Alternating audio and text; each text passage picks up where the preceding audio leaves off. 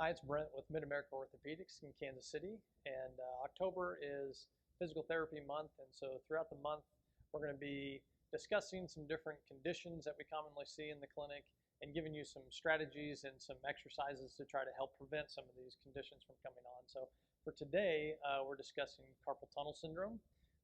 Carpal tunnel syndrome is compression of the median nerve in the carpal tunnel. So the carpal tunnel has some tendons and then the median nerve that runs through there. Whenever you get compression of the median nerve, typical symptoms are numbness and pain in the thumb and a few of the fingers, especially night pain or night numbness is very common, and eventually can even lead to some weakness if it continues to get even worse. And so basically nerves need three things. They need space, they don't like to be compressed, they need blood flow, and then they need to be able to glide through the tissue. And so as far as the space is concerned, that really comes down to really watching your ergonomics, being careful with how you're using tools. If you've got a laptop, making sure that you're not extending the wrists way back or having them flex too far forward. Extremes of motion create compression onto that median nerve and can bring on the carpal tunnel syndrome.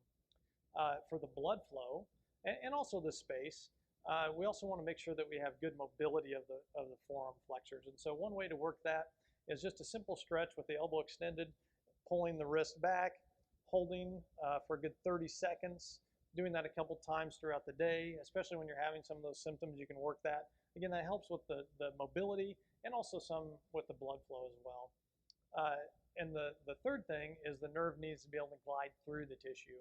And so one way of doing that is working what's called a nerve glide or nerve flossing. So on the median nerve, all we're doing is extending that wrist out and pulling it back, just a gentle tension. If you don't get any tension with that, you can even create a little bit of side bend to get more of a floss or a mobility of that nerve. This is a little different than when you're stretching the muscle because you're just gliding into tension and then gliding back out of tension.